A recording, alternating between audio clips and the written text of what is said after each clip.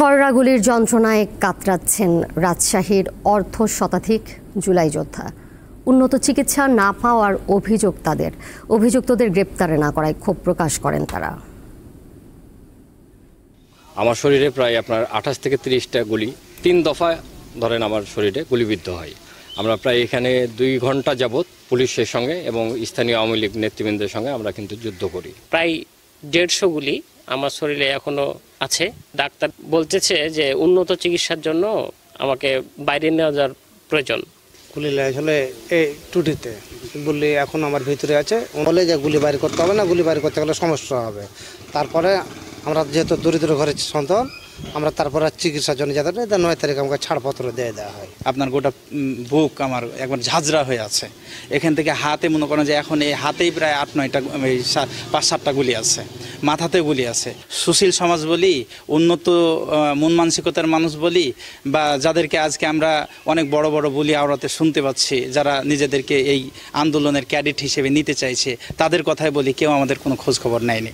এমন অভিযোগ রাজশাহীতে বৈষম্য বিরোধী ছাত্র আন্দোলনে অংশ নেয়া অনেকের। আহতদের দাবি তারা সঠিক চিকিৎসা ও আর্থিক সহায়তা পায়নি।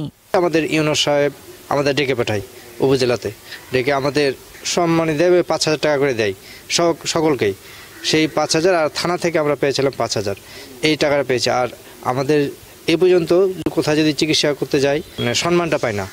আর জুলাই স্মৃতি ফাউন্ডেশনে আমরা টাকা পয়সা তো দূরের কথা, কোনো খোঁজ খবরই লাই না আমাদের।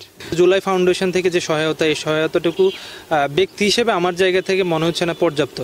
ইভেন অনেক আহত ভাইকে দেখেছি, গুলিবিদ্ধ ভাইকে দেখেছি যারা গ্যাজেটেড হয়নি, এবং তারা বিভিন্ন চেষ্টা করেছে, বিভিন্ন কাগজপত্র না থাকার কারণে তারা ওই গ্যাজেটেড ভুক্ত হতে পারেনি। জুলাই যোদ্ধাদের অভিযোগ, আসামিরা প্রকাশ্যে ঘুরে বেড়াচ্ছে, এতে তারা আতঙ্কিত। আর মামলা এগোচ্ছে খুবই ধীর গতিতে। কিছু আসামি হয়তো ধরেছিল তারা, সেগুলো আবার জামিনে বের হয়ে আসছে।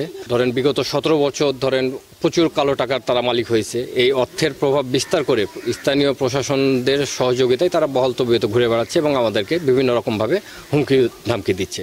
হাতে গোনা কয়েকজন খুনি ছাড়া আর কেউ ধরা পড়েনি।